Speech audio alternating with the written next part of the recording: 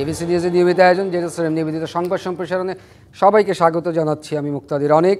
দিনের বাছাই করা সংবাদ এবং এর পর্যালোচনা নিয়ে সংবাদ সম্প্রসারণে আজ অতিথি হিসেবে অনলাইনে যুক্ত আছেন মাছরাঙা টেলিভিশনের প্রধান সম্পাদক রেজওয়ানুল হক রাজা এবং সিনিয়র সাংবাদিক হাসনাইন খুরশেদ। স্বাগত আপনাদের সংবাদ সম্প্রসারণে। রেজওয়ানুল হক রাজা, আলোচনা আপনাকে দিয়ে শুরু করি। আমরা মাইলস্টোনের ইনসিডেন্টটা দেখেছি, আবার প্রশ্ন একটু ভিন্নভাবে আপনাকে করতে চাই। মাইলস্টোন নিয়ে অনেক আলোচনা হয়েছে, কিভাবে বিধ্বস্ত হলো অনেক কিছু। রানওয়ের অ্যাপ্রোচ লাইনের 20 মিটারের আশেপাশে ঘনবসতি থাকবে না, কিন্তু আমার প্রশ্ন হচ্ছে, আমরা প্রীতিলতা ওয়াদেদারের কথা আমরা জানি, বাংলার প্রথম নারী শহীদ আমরা যাকে বলি, উনি একজন শিক্ষিকা ছিলেন। আমরা 93 বছর পরে এই বাংলাদেশে আরেকজন শিক্ষিকাকে দেখলাম যে তার ছাত্র ছাত্রীর প্রাণ বাঁচানোর জন্য নিজে আহুতি দিলেন। তার রাষ্ট্রীয় স্বীকৃতিটা খুব জরুরি দরকার কিনা? রেজওয়ানুল হক রাজা। ধন্যবাদ আপনাকে। দেখুন, রাষ্ট্রীয় স্বীকৃতির আশায় বা কোনো কিছু পাওয়ার আশায় কিন্তু ওই শিক্ষিকা তার জীবন আত্মদান করেন নাই। তিনি আসলে একা না, এরকম আরো একজন শিক্ষিকার কথা আমরা ইতিমধ্যে শুনেছি, এবং স্কুলের একজন এমপ্লয়ি তাকেও একইভাবে তিনি জীবন দিয়েছেন শুনেছি। এরকম হয়তো আমরা অনেক কিছু আরো জানি না, যে সমস্ত এরকম অনেক আত্মত্যাগের কাহিনী, আত্মদানের কাহিনী আমরা এখনো হয়তো জানি না, সবকিছু তো এখনো পরিষ্কার নয়। সুতরাং এটা মানুষ যে এখনো মানে মানুষ, আমরা তো দিন দিন নিজেদের উপরে বিরক্ত হয়ে উঠছিলাম যে মানুষ আর মানুষ থাকছে না। দেখেন, এই যে ঘটনাটা যখন, এই দুর্ঘটনা যখন ঘটে, তখন আহতদের রিক্সায় করে নেওয়ার সময়ও 40 টাকার ভাড়া 400 টাকা নেওয়া হয়েছে। একটা পানির দাম 20 টাকা, সেকে পানির দাম 500 টাকায় বিক্রি হয়েছে। এরকম অনেক অনেক অভিযোগ আমরা কিন্তু শুনেছি। তো এই যে অমানবিকতা, তার পাশাপাশি আবার এই যে মানবিকতার চরম দৃষ্টান্ত দেখিয়েছেন এই স্কুলেরই কয়েকজন শিক্ষিকা এবং এমপ্লয়ি। তো তাদের রাষ্ট্রীয় স্বীকৃতি পাওয়া না পাওয়াতে কিছু যায় আসে না, কারণ তারা হিসাবের অনেক ঊর্ধ্বে চলে গেছেন। এখন আমরা কতখানি তাদের প্রতি কৃতজ্ঞতা প্রকাশেরও তো শেষ নাই। আমরা যাই করি না কেন, সেটা তাদের এই আত্মত্যাগের কাছে কিছুই আসলে হবে না। তো এই ক্ষতি আসলে পূরণ হবার না, এবং তারা যে সাহস, যে ত্যাগ করেছেন, এটা কোনো কিছু দিয়েই মাপা যাবে না, কোনো কিছু দিয়ে এটার মূল্য শোধ করা যাবে না। তারপরেও একটা স্বীকৃতি যদি থাকে, তাহলে তার পরিবার এবং তার কি বলে উত্তরসূরিরা হয়তো বলতে পারবেন এই যে এরকম একটি ঘটনা ঘটেছিল। তো আমি মনে করি, যদি আমরা তাকে দিতে পারি, তাদেরকে এই স্বীকৃতিটা, রাষ্ট্র যদি দেয়, যদি স্কুল কর্তৃপক্ষ দেয়, যদি সরকার দেয়, যদি শিক্ষা মন্ত্রণালয় দেয়, যারাই হোক, যদি কোনো না কোনো এক ধরনের স্বীকৃতি যদি দেওয়া যায়, তাহলে হয়তো আমরা তাদের প্রতি কৃতজ্ঞতা প্রকাশের কিছুটা হলেও আমরা তো মনে মনে এটুকু শান্তি পেতে পারি যে না, আমরা কিছু মানে কিছু একটা করলাম। তাদেরকে তো ফিরিয়ে আনা সম্ভব না, কিছু একটা করলাম। এখন সেটি আমার মনে হয় যে এই সমস্ত বিচার বিবেচনার সময়টা ঠিক এই মুহূর্তে না। এখনো পুরোপুরি নিহত আহতদের সংখ্যার চূড়ান্ত হিসাব নিকাশ হয় নাই। এখনো কেউ এখনো মিসিং আছেন কিনা, সেটি এগুলি দেখার জন্য স্কুল কর্তৃপক্ষ একটি কমিটি করেছেন। তাদের রিপোর্টটা আসা দরকার। হাসপাতালে যারা যারা চলে গেছেন, তারা তো গেছেনই। যারা হাসপাতালে যেসব যেসব ছোট ছোট বাচ্চা যারা মৃত্যুর সঙ্গে পাঞ্জা লড়ছে, আপনি জানেন যে আগুনে পোড়া রোগীর অবস্থা যে কোনো সময় খারাপ হতে পারে। এটা মানে এটা আমরা তো এক্সপার্ট না, কিন্তু ডাক্তারদের কাছে শুনেছি। তো এই এই বিষয়গুলি এখন জোর দেওয়া দরকার বেশি। আমাদের যদি স্বীকৃতির প্রসঙ্গ, এটা পরে ভাবলেও চলবে। এই মুহূর্তে আমাদের সবচেয়ে বেশি জরুরি দরকার হচ্ছে আহত নিহতদের সংখ্যাটা, প্রকৃত সংখ্যাটা খুঁজে বের করা, এবং যারা আহত আছেন তাদের সঠিক চিকিৎসার ব্যবস্থা করাটা, এবং এবং হাসপাতালে, ইভেন আমি আমার সহকর্মীদেরকেও বলবো, হাসপাতালে ভিড় কমানো। এই হাসপাতালে কিন্তু যত মানুষ ভিড় করবে, তত সংক্রমণ বাড়ার আশঙ্কা থাকবে, এটা ডাক্তাররা বলছেন। আর যে কোনো তাদের পাশে যে কোনো ভাবে দাঁড়ানোর জন্য রক্তের প্রয়োজন হলে বা অন্য কোনো ভাবে যাদের পরিবার, সব পরিবার তো আর সমান না, যাদের পরিবার একটুখানি একটুখানি কম মানে কম সচ্ছল অভাবী, তাদের পাশেও তো আমরা নানাভাবে দাঁড়াতে পারি। এই কাজগুলো বেশি জরুরি বলে আমার কাছে মনে হয় এই মুহূর্তে। ধন্যবাদ রেজওয়ানুল হক রাজা। আমরা একটু হাসনাইন খুরশেদ আপনার কাছে জানতে চাই, রেজওয়ানুল হক রাজা যেটা বলছিলেন এই ইনসিডেন্টকে ঘিরে মানবিক দিকটাও বলছিলেন, অমানবিক দিকটাও আমরা শুনতে পেলাম। আমরা দেখেছি একটা ছোট বাচ্চা আগুনে ঝলসে যে সে যে বেরিয়ে গেছে, আমরা ভিডিও করতে দেখেছি মানুষজনকে এখানে, কিন্তু বাচ্চাটাকে আসলে জানি না হয়তো বাঁচানো যেত কি না, কেউ একজন এসে তাকে যদি কোনো একটা কাপড় দিয়ে জড়িয়ে কিছু করা যেত। আমাদের এই যে ভিডিও করার প্রবণতা, ছবি তোলার প্রবণতা এতটাই দুঃখজনক এবং এতটাই অমানবিক পর্যায়ে পৌঁছে গেছে, যেটা আমরা এই ইনসিডেন্টের সময় দেখেছি। এই ধরনের পরিস্থিতিতে কেমন করে মানুষ আসলে ভিডিও করার কথা ভাবে, এটা আমার কাছে খুব অবাক লাগে।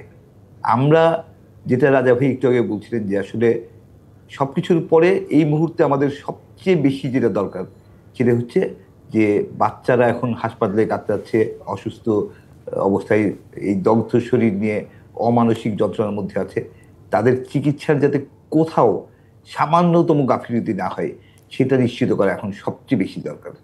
আর সেজন্যে আমরা দেখেছি যে বিদেশি বিশেষজ্ঞ চিকিৎসকরা আসছেন, তাদের সম্পৃক্ত করা, তাদের চিকিৎসা উপকরণ এবং চিকিৎসার জন্য যে সুষ্ঠু পরিবেশ, সেই পরিবেশটা নিশ্চিত করা, তাদের কোথাও যাতে কোনো ধরনের কোনো ঘাটতি না হয় সেটা নিশ্চিত করা এখন সবচেয়ে বেশি জরুরি। আমরা এই শিশুদের অনেকেই আসলে শুধু শিশু না, কিছু কয়েকজন স্কুলের টিচার বা অন্যান্য কর্মচারীরাও হয়তো অসুস্থতা এই অবস্থায় হাসপাতালে চিকিৎসাধীন আছেন। তাদের সবাইকে যদি আমরা সুস্থ করে তুলতে পারি এবং তাদেরকে যদি স্বাভাবিক জীবনে ফিরিয়ে আনতে পারি, পরিবারের কাছে ফিরিয়ে আনতে পারি, আমাদের মাঝে ফিরিয়ে আনতে পারি, সেটা আসলে এই মুহূর্তে সবচেয়ে বড় অগ্রাধিকার হওয়া উচিত। অন্য সব আলোচনা করার জন্য আমরা আরো অনেক সময় পাবো, কিন্তু একজনও যাতে আর মানে নিঃসন্দেহে আমরা বুঝি যে পরিস্থিতি অনেক খারাপ, অনেকেই খুব আশঙ্কাজনক অবস্থায় আছেন, অনেক বেশ কয়েকজনের অবস্থা অনেক গুরুতর। তারপরও আমরা সবাই আসলে আমাদের সাধারণ মানুষ যারা, আমরা আমাদের দোয়া করা ছাড়া আর কিছু করার নেই। আমরা সবাই প্রতি ওয়াক্ত নামাজে যাদের দোয়া করি যে এদের এই বাচ্চাদের যাতে আল্লাহ সুস্থ অবস্থায় ফিরিয়ে দেন। আর যারা চিকিৎসার কাজে নিয়োজিত আছেন, চিকিৎসার সাথে সম্পৃক্ত আছেন, আমরা জানি তাদের আন্তরিকতার কোনো ধরনের কোনো ঘাটতি হবে না। তারপরেও আমরা বারবার অনুরোধ করতে চাই তারা যাতে একটু বাড়তি চেষ্টা নেন, যাতে একজনেরও যাতে চিকিৎসার কোথাও কোনো ধরনের কোনো গাফিলতি না হয়, কোনো ধরনের কোনো এমন কোনো দুর্বলতা, চিকিৎসার দুর্বলতার কারণে যাতে আবার কেউ কোনো ধরনের কষ্ট না পায়, সেই দিকটা খেয়াল রাখার জন্য আমরা অনুরোধ জানাচ্ছি। রেজওয়ানুল হক রাজা, এবার আপনাকে একটু প্রশ্ন করি, সেটা হচ্ছে একই রানওয়ে দিয়ে সিভিল ফ্লাইট টেক অফ হয়, ল্যান্ডিং হয়, একই রানওয়েতে আবার আমাদের যেই এয়ারফোর্সের ট্রেনিং ফ্লাইটগুলো আছে তারা তাদের শিডিউল ফ্লাইট আওয়ার্সের জন্য টেক অফ বা ল্যান্ডিং করে। মানে এই যে সিস্টেমটা আমরা এত বছর পরেও, মানে এয়ারফোর্সের জন্য আমরা আলাদা একটা রানওয়ে করা সম্ভব হলো না, বা আলাদা একটা জেট ফ্লিট রানওয়ে করতে পারলাম না। দেখুন, আমি এটি শুনে খুব অবাক হয়ে গেলাম। আমার এটা জানা ছিল না যে সাধারণ মানে বেসামরিক বিমান যেগুলো চলাচল করে বা আমরা বাইরে গেলে যে রানওয়েতে এই বিমান নামে বা ওঠে সেই একই সেম রানওয়ে দিয়ে এই ধরনের যে প্রশিক্ষণ বিমানগুলো, যুদ্ধ বিমানগুলো ওঠে এবং নামে, এটি আমার আমার জানা ছিল না এবং শোনার পরে আমি খুবই অবাক হয়েছি। এটা কিভাবে সম্ভব সেটা আমার কাছে মানে আমি ভাবছিলাম। আমার ধারণা ছিল যে বিমান বাহিনীর যে একটি ঘাঁটি আছে, যেটা মানে বাসার ঘাঁটি বলে বোধহয়, বাসার বেস, বাসার বেজ, আমার ধারণা ছিল সেখান থেকেই হয়তো ফ্লাই করে এবং সেখান থেকে আবার সেখানেই হয়তো আবার ল্যান্ড করে, এরকম কিছু একটা। এবং আমি এইটা এইটা যে কতখানি অবাস্তব এবং কতখানি কি বলবো, আমি জানি না কি ভাষায় এটাকে বলবো, যে আমাদের এই যে বর্তমান রানওয়ে সেটাই সেটাই কিন্তু মানে একটা একটা সিঙ্গেল রানওয়ে কিন্তু এটা, যে কারণে আমাদের এখানে বিমান ওঠানামার জন্য যেটুকু শুনেছিলাম যে রানওয়ে একটা রানওয়ে বিজি থাকলে আমাদের বিমানগুলোকে আকাশে ওয়েট করতে হয়, ক্লিয়ার না হওয়া পর্যন্ত সে নামতে পারে না, যদি ইভেন মানে ডাবল রানওয়েও আমাদের এই ইন্টারন্যাশনাল এয়ারপোর্টে নাই। তো সেটা এই যখন এত বড় একটা সীমাবদ্ধতা, সেখানে একটা মাত্র রানওয়ে দিয়ে এতগুলি বেসামরিক বিমান অপারেট করা, পাশাপাশি এই সামরিক যানগুলোকে অপারেট করা, এটা তো একটা আমি বলবো যে আমরা এই যে তাহলে এত বছর ধরে কি করলাম, এত যে হাজার হাজার কোটি টাকা বাজেট করলাম, কি বলে বড় বড় স্থাপনা বানালাম, তো এইটা আমরা কি করে চোখ বন্ধ করে থাকলাম এই ক্ষেত্রে, এটা তো আমার আমার এই মানে মাথায় ঢুকে না। এই যে এটা একটা অমার্জনীয় ব্যর্থতা আমি বলবো। এবং আমি মানে আমরা তো জানি যে বাহিনীগুলোর কিছু কিছু রিকোয়ারমেন্ট থাকে, যেগুলো অবশ্যই সরকারকে দেখভাল করতে হয় বা ম্যানেজ করতে হয় বা সেগুলো মানতে হয়, তো মানে যেগুলি একেবারে বেসিক। সেইটা এতদিন ধরে এই স্বাধীনতার এই 50-55 বছর পরও এই সিচুয়েশন কেন থাকবে, এটা আমি বুঝতে অক্ষম। বা আমাদের এটার জন্য তেজগাঁ আমি তো একটা জায়গা আছে, বিশাল যে জায়গাটা আছে তেজগাঁ, রেজানুল হক রাজা, যেখানে আমরা মাঝে মাঝে এয়ারফোর্সের বিভিন্ন সময় কোনো দেশের সহায়তা সামগ্রী পাঠানোর জন্য যেখান থেকে টেক অফ করে বা ইয়ে করে, তেজগাঁ মানে আপনি সেই পুরনো জায়গাটা কেন এয়ারপোর্টের আমরা কথা কাজে বলছেন? লাগাতে পারলাম না এত বছর? পুরনো এয়ারপোর্টের কথা বলছেন? জি জি জি। আমি ঠিক জানি না, আমি তো টেকনিক্যাল পার্সন না, বাট এই পুরনো এয়ারপোর্ট এইটার জন্য উপযোগী কিনা, মানে এই জঙ্গি বিমান ওঠানামার জন্য, কারণ এগুলো তো এত বেশি স্পিডে চলে, যতটুকু ধারণা করে আমি জানি না এটা দিয়ে সম্ভব কিনা। কিন্তু আমার কথা হচ্ছে ভাই, ডাবল রানওয়ে কেন এতদিনেও হইলো না? আমাদের সব দেশের সবচাইতে বড় ইন্টারন্যাশনাল এয়ারপোর্ট, সেখানে একটা রানওয়ে কেন থাকলো এতদিন ধরে? সরকার কি করলো? বা এয়ারফোর্সের তো এটা চাপ দেওয়ার কথা দরকার ছিল অনেক আগে থেকেই, তারা কি করলো? আমি ঠিক ভাই এটার ব্যাখ্যা আর দিতে পারবো না। আমি শুধু অবাক হচ্ছি যে এইটা এই কথাটা শুনে, এবং আমি মনে করি যে এটা একটা সামগ্রিক ব্যর্থতা। এত উন্নয়ন হয়েছে দেশে, এত কিছু হয়েছে, এতগুলো সরকার গেছে আসছে, কিন্তু এই জিনিসটা সবার কাছেই মানে লেস ইম্পর্টেন্ট থেকে গেছে। এটার জন্য আমি আসলে ক্ষমার অযোগ্য, একটা আমি অপরাধী বলবো এটা। আমরা একটু হাসনান খুশিদের কাছে, হাসনান খুশি যেমনটা রেজওয়ানুল হক রাজা বলেন, মানে একটা সিরিয়াস ইস্যু লেস ইম্পর্ট্যান্ট হিসাবে রয়ে গেল আজকে এতটা বছর, একটা রানওয়ে দিয়ে সিভিল ফ্লাইট এবং মানে আমাদের এয়ারফোর্সের ট্রেনিং ফ্লাইট বলেন ওঠানামা করছে। এটা অস্বাভাবিক, আসলে এটা কল্পনাই করা যায় না যে কেন এরকম হবে। এবং বাস্তবতা হচ্ছে 55 বছরে বাংলাদেশ অর্থনৈতিকভাবে অনেক এগিয়েছে।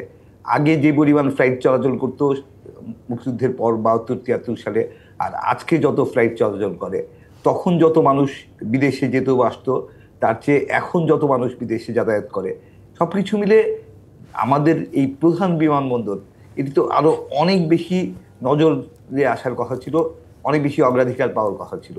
আমরা এখন পর্যন্ত, এখন এত বছর পরেও এসে যখন এই অবস্থা দেখছি, তখন আসলে অবাক হওয়া ছাড়া কিছু করার থাকে না। আর আরেকটা বিষয় আমি আবারও নজরে আনতে চাই যে আমাদের কাঠামোগত সীমাবদ্ধতা তো আছেই, কিছু জিনিস আছে যেগুলো আসলে সিদ্ধান্ত নেওয়ার উপর ডিপেন্ড করে। আমরা কেন প্রশিক্ষণ বিমান ঢাকা শহরে চলবে, ঢাকা শহরের উপর দিয়ে চলবে, এত জনবহুল একটা শহর, কোটি কোটি মানুষের শহর, সেই শহরের উপরে প্রশিক্ষণ বিমানের দুর্ঘটনার আশঙ্কা থাকে এবং এর আগেও অনেক বেশ কিছু দুর্ঘটনা ঘটেছে।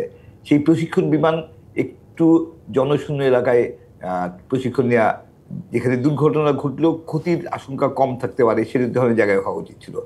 আমাদের চট্টগ্রাম বা সিলেট বিমানবন্দর কিংবা কক্সবাজার বিমানবন্দরকে ব্যবহার করে আমাদের এত বিস্তৃত সমুদ্র উপকূল আছে, সেই সমুদ্র উপকূলের উপর দিয়ে যদি প্রশিক্ষণ বিমান চালানো যেত, হয়তো দুর্ঘটনা ঘটলেও ক্ষতির পরিমাণ অনেক কম হতো। কিন্তু সেটা না করে ঢাকা শহরের মতন এত জনবহুল শহরের উপরে কেন প্রশিক্ষণ বিমান চালানো হচ্ছে? প্রশিক্ষণ তো প্রশিক্ষণই, প্রশিক্ষণ তো আর পেশাদারিত্ব না।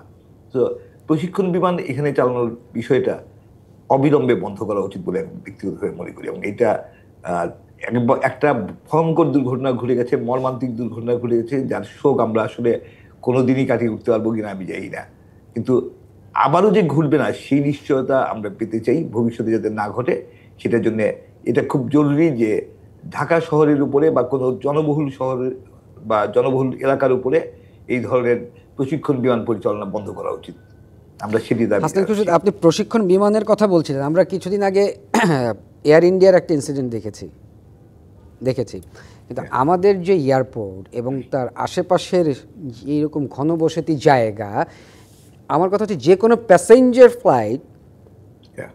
যদি একই ইনসিডেন্ট হতো দেন না, সেটা তো অবশ্যই, সেই ভয় তো আমাদের আছেই, কিন্তু আমাদের যেগুলো নিয়ন্ত্রণ করা উচিত ছিল যে এয়ারপোর্টের সারাউন্ডিং, আমাদের রানওয়ের যে অ্যাপ্রোচ লাইন নিয়ে আমি প্রথমে কথা বলছিলাম যে এই দিক থেকে এবং ওই দিক থেকে দুইটা অ্যাপ্রোচ লাইনেই কিন্তু আপনার আশেপাশে খুব ঘনবসতি জায়গা এবং এয়ারপোর্ট হচ্ছে এটি কেপিআই জায়গা, কিন্তু আমরা দেখি যে আশেপাশের যে বিল্ডিংগুলো নিকুঞ্জর 2-তে বা 1 থেকে অনেক সময় পুরো এয়ারপোর্টের হ্যাঙ্গারটা দেখা যায় ছাদের উপরে উঠলে। ফ্লাইং জোনের ভিতরে যে এরিয়া, সেখানে যে উচ্চতা থাকার কথা, যে কত উঁচু বিল্ডিং হবে, সেই উচ্চতার সীমা আমরা ঠিকভাবে নির্ধারণ করেছি কিনা, সেটা মানা হচ্ছে কিনা, এই বিষয়গুলো আসলে সবসময় নজরে রাখা উচিত। এবং যাতে এমন কোনো ভবন বিমানবন্দরের আশেপাশে না হয় সেগুলো নজর রাখা উচিত ছিল। এবং আমরা শুনেছি বা গণমাধ্যমে দেখেছি যে এর অনেক ব্যত্যয় ঘটেছে, সেই জায়গাগুলোতে কাজ করা উচিত অবিলম্বে। এবং যদি আবারও একটা, আপনি যেটা বলছিলেন যে যদি যাত্রীবাহী বিমান দুর্ঘটনা ঘটে, যেটা ভারতে ঘটেছে, এয়ার ইন্ডিয়ার ফ্লাইট গিয়ে মেডিকেল কলেজে হোস্টেলে পড়েছে, সেই ধরনের দুর্ঘটনা ঘটলে নিঃসন্দেহে অনেক আরো বড় ধরনের বিপর্যয় হবে। কিন্তু আমরা আমরা তো যাত্রীবাহী বিমান চলাচল বন্ধ রাখতে পারবো না, এবং যাত্রীবাহী বিমান যারা চালান তারা প্রফেশনাল পাইলটস, কিন্তু প্রশিক্ষণ বিমান যারা চালান তারা তো সেই অর্থে প্রফেশনাল হয়ে ওঠেনি, সো তারা এখনো প্রশিক্ষণের পর্যায়ে আছেন। আমরা প্রশিক্ষণ বিমান চালানো ঢাকা শহরের উপর থেকে এবং জনবহুল এরিয়াগুলো থেকে সরিয়ে নিয়ে যেখানে কম্পারেটিভলি জনশূন্য বা আমাদের সমুদ্র সীমার ভেতরে সেই ধরনের এরিয়াতে প্রশিক্ষণ বিমানগুলো পরিচালনার অনুরোধ জানাচ্ছি। ধন্যবাদ হাসান খুরশিদ। আমাদের একটা বিরতি সময় হয়েছে। প্রিয় দর্শক, জেডএসএলএম নিবেদিত সংবাদ সম্প্রসারণ একটি বিরতি সময় হয়েছে, সঙ্গেই থাকুন। বিরতির পর আবারও স্বাগত। জেডএসএলএম নিবেদিত সংবাদ সম্প্রসারণে আমাদের সাথে অনলাইনে যুক্ত আছেন মাছরাঙা টেলিভিশনের প্রধান সম্পাদক রেজওয়ানুল হক রাজা এবং সিনিয়র সাংবাদিক হাসনাইন খুরশিদ। ফিরছি আলোচনায়। রেজওয়ানুল হক রাজা আজকে প্রধান উপদেষ্টা বিভিন্ন রাজনৈতিক দলের সাথে বৈঠকের পর বলেছেন, অভ্যুত্থানের 1 বছর না পেরোতেই পরাজিত শক্তিরা নানাভাবে ষড়যন্ত্রে লিপ্ত হচ্ছে। আবার ঐক্যের আহ্বান, আমার প্রশ্ন হচ্ছে গত 6 মাস ধরে ঐক্যের আহ্বান আমরা শুনে যাচ্ছি, এই ঐক্যটা আসলে কবে হবে? আচ্ছা, আমি এই প্রসঙ্গে যাওয়ার আগে, বিরতির আগে যেটা আলোচনা হচ্ছিল, সূচি যেটা বলছিলেন যে ফ্লাইং জোনের ভিতরে বিল্ডিং এর হাইট ঠিক করে দেওয়া হচ্ছে কি হচ্ছে না, আমার মনে হয় এটা হয়তো মেনটেন করা হয়, হাইটটা ঠিক মতো মেনটেন করা হয়, কিন্তু লাভটা কি? আপনি যদি উপর থেকে কোনো বিমান বিধ্বস্ত হয়ে জনপদের উপরে পড়ে, তখন তো আর হাইট কোনো ইস্যু না, তখন ক্যাজুয়ালিটি তো কেমন হবে সেটা তো আমরা দেখলাম এই কয়েকদিন আগে যেটা ইন্ডিয়া যেটা ঘটল। আমার প্রশ্ন হচ্ছে কি যে যখন তেজগাঁয়ে প্রথম এয়ারপোর্টটা ছিল তখন এই জায়গাটা অতখানি ঘনবসতি ছিল না, সেই সময় এখানে এয়ারপোর্ট করা হয়, তারপরে এটা শিফট করা হয় বর্তমান যে জায়গাটায় কর্মীটলা, সেখানে তখন এখানে ঘনবসতি ছিল না। কিন্তু যখন এই এই ঢাকার রাজধানীর জনসংখ্যা এত বেড়েছে এবং যখন এই এয়ারপোর্টটাই অন্য কোথাও ঢাকা শহরের বাইরে শিফট করা দরকার, সেটা না করে আমরা এখানে বিপুল টাকা পয়সা খরচ করে থার্ড টার্মিনাল বানালাম, মানে এটাকে আরো বিজি করে ফেলার জন্য। অথচ আমাদের রানওয়ে কিন্তু একটাই রয়েছে, রানওয়ের সংখ্যা বাড়ায় নাই, টার্মিনালের সংখ্যা বাড়াইছে। অথচ ওই টার্মিনাল পুরোপুরি ইফেক্টিভ হবে না যদি না আমরা রানওয়ে আরেকটা না বানাই। খুরশিদ বলছিলেন যে হাইট লিমিট। আমার প্রশ্ন হচ্ছে, আপনি এয়ারপোর্টের ওই রাস্তা দিয়ে গিয়েছেন নিশ্চয়ই এবং দেখেছেন যে এয়ারপোর্টের সংলগ্ন একটা শপিং মল হয়েছে অনেক উঁচু, যেটা আবার রেসিডেন্সিয়াল হোটেল কাম শপিং মল। না, এটা নিশ্চয়ই হাইটটা মানে যে হাইট থাকার মানে যেটুকু পর্যন্ত থাকা উচিত সেটা নিশ্চয়ই এটা হয়েছে, কারণ এয়ারপোর্টের সঙ্গেই তো অলমোস্ট আপনি যে শপিং মলটার কথা বলছেন। জি। আমি বলছি যে হাইট দেখেই তো লাভ নাই, প্লেনটা যখন বিধ্বস্ত হয়ে নিচে পড়বে তখন তো যা হবার মানে যত ক্যাজুয়ালিটি যা হবার হবে। আমি বলছিলাম এই এয়ারপোর্টটাই এখান থেকে সরানোর সময় হয়ে গেছিল, সেটা না সরিয়ে আমরা এখানে এটাকে আরো বিজি একটা এয়ারপোর্ট করে ফেললাম, থার্ড টার্মিনাল করে। যার যার কারণে এখানকার যদি কোনো ঘটনা আবার ঘটে তখন যে ক্যাজুয়ালিটির পরিমাণ কয়েক গুণ বাড়বে, এই আশঙ্কাটাই মানে আমার কাছে মনে হয়। যাই হোক, আপনি যেটা এখন বলছেন যে ফ্যাসিবাদের পুনরুত্থানের একটা আশঙ্কার কথা মাননীয় প্রধান উপদেষ্টা বলেছেন, এবং অন্যান্য রাজনৈতিক দলের নেতৃবৃন্দ, ইভেন বিএনপি মহাসচিব সেটা বলেছেন। এটা তো একটা যারা বিতাড়িত আওয়ামী লীগ সরকার বা ক্ষমতাচ্যুত সরকার, যারা অনেকে পালিয়ে আছেন এখন, তারা ফেরার চেষ্টা করবেন, এটা খুব স্বাভাবিক। তো সেই সুযোগটা যে সমস্ত ব্যবস্থা ইতিমধ্যে নেওয়া হয়েছে, আরো যদি কোনো ফাঁক ফোকর থাকে সেই ফাঁক ফোকরগুলি বন্ধ করা তো সরকারের দায়িত্ব। তবে আবার এটাও সত্য যে কোনো একটা কিছু ঘটলে সেটার দায় দায়িত্ব ওই দিকে চাপিয়ে দিয়ে আমরা নিজেরা কতখানি নির্ভর থাকতে পারি সেই প্রশ্নও কিন্তু ওঠে। এই যে ধরেন কালকে মাইলস্টোন স্কুলে যে ছাত্র বিক্ষোভ হয়েছে এবং সচিবালয়ের ভিতরে যে ছাত্র বিক্ষোভ হয়েছে, সেটার গোড়ায় যদি আমরা না যাই তাহলে কিন্তু আমরা আসল সমস্যাটা সমাধান করতে পারবো না। আমরা একটা হাসান খুরশিদের কাছে শুনি। হাসান খুরশিদ, রেজাউল হক রাজার কথা আমরা শুনতে পাচ্ছিলাম। একই প্রশ্ন আপনার কাছে। বৈঠকে প্রধান উপদেষ্টার ঐক্যের আহ্বান, গত 6 মাস 7 মাস ধরে আমরা বিভিন্ন বৈঠকে ঐক্যের এই আহ্বান। আমার প্রশ্ন, আর কত আহ্বান করতে হবে প্রধান উপদেষ্টাকে ঐক্যের জন্য?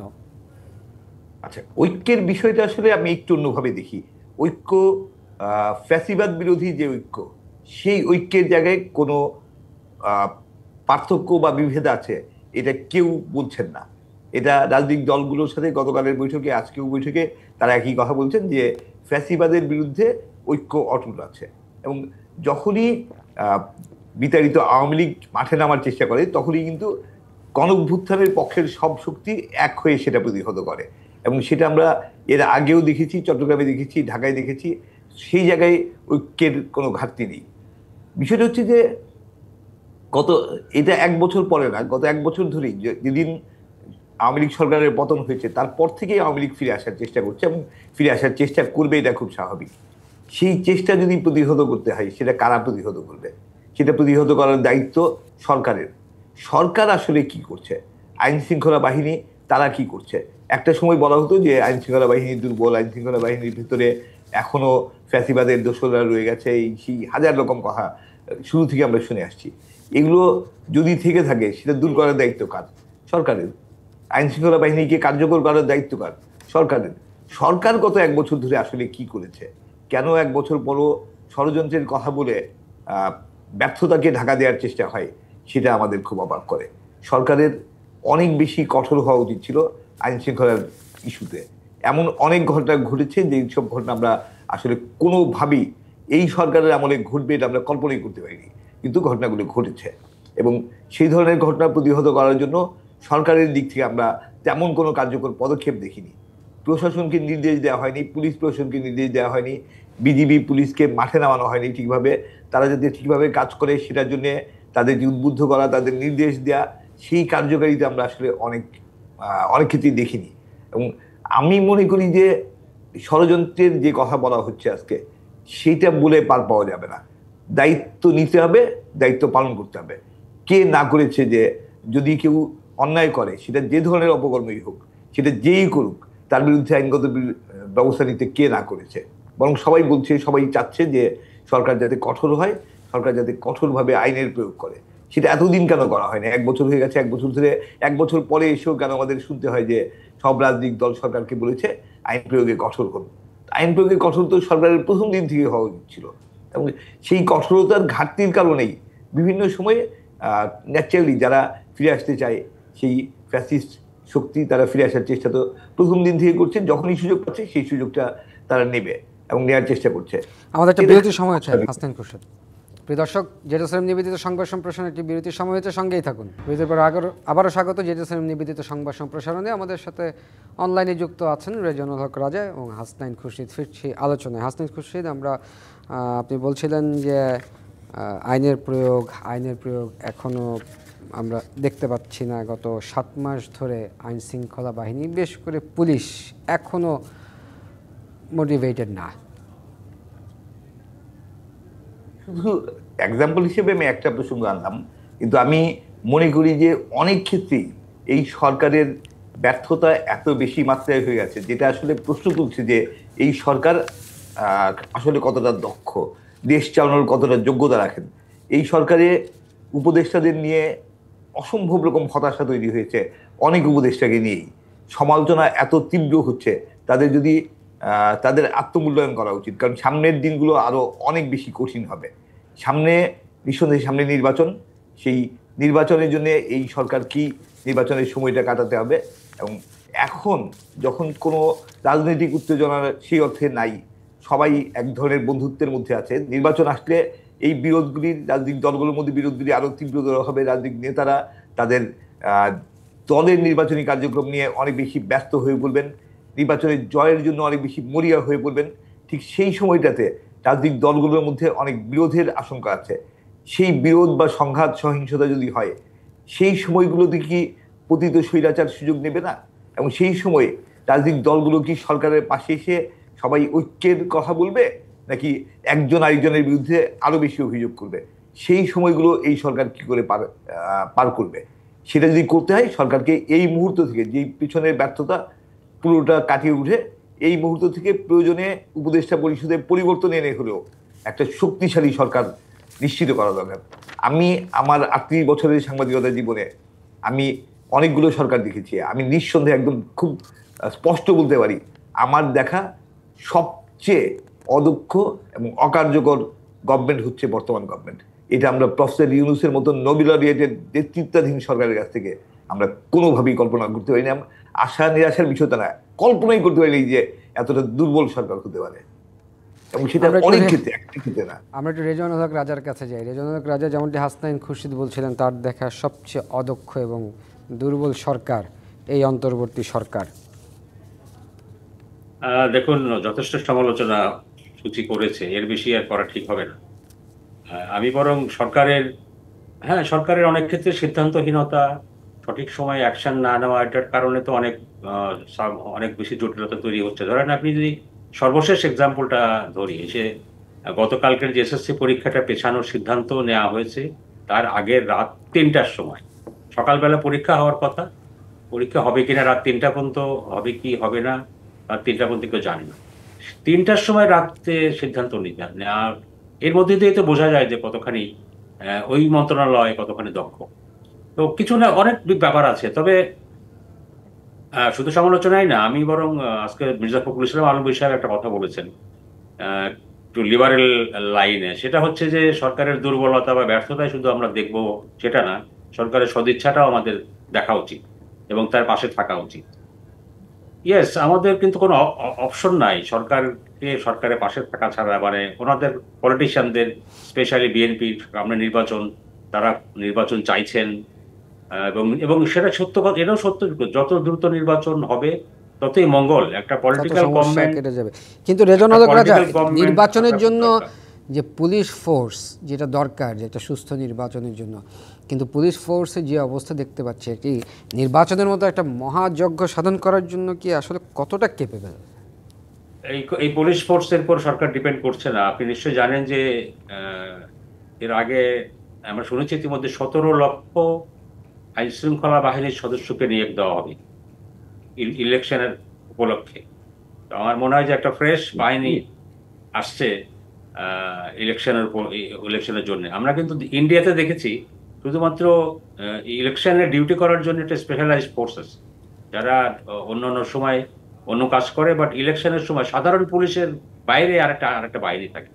এরা খুব স্ট্রংলি কারো কোনো কথা শুনে না, তাদের মতো করে খুব শক্ত হাতে বিষয়টা ট্যাকেল করে। তো এই সুযোগে আমাদের নতুন করে যেহেতু রিক্রুটমেন্ট হচ্ছে 17 লাখ, তো এই সুযোগে তাদেরকে দিয়েও এরকম একটা বিশেষায়িত বাহিনী তৈরি করা যেতে পারে। এখন এরকম অনেক অনেক পরিকল্পনা সরকারের আছে, দেখা যাক যত সামনে আমরা এগোবো ততই ভালো। তবে আমার মনে হয় যে ইলেকশনটা খুব জরুরি একটা। এই যে সরকার আজকে জাতির সঙ্গে বৈঠক ছিল 13 দলের, তারা বেরিয়ে এসে সবাই বলেছেন সরকার দুর্বল, সরকার অনেক কিছু করতে পারছে না বা সাহস নেই। তো এইরকম একটা অন্তর্বর্তীকালীন সরকারের পক্ষে এইরকম একটা পরিপ্রেক্ষিতে, যে পরিপ্রেক্ষিতে সরকার আসছে এবং তাদের উপদেষ্টা মণ্ডলীর অনেকের যোগ্যতা নিয়ে প্রশ্ন আছে, এই এইরকম এইরকম এই এই অবস্থায় একটা পলিটিক্যাল ইলেক্টেড গভর্নমেন্ট দরকার আসলে আমাদের জন্য। সেটার দিকে বেশি, মানে যত দ্রুত যাওয়া যায় ততই মঙ্গল। ধন্যবাদ রেজওয়ানুল হক রাজা, ধন্যবাদ হাসনাইন খুরশিদ। আমাদের শেষ করতে হচ্ছে প্রিয় দর্শক। এই ছিল জেজেসিম নিবেদিত সংবাদ সম্প্রসারণে। ডিবিসির সঙ্গেই থাকুন।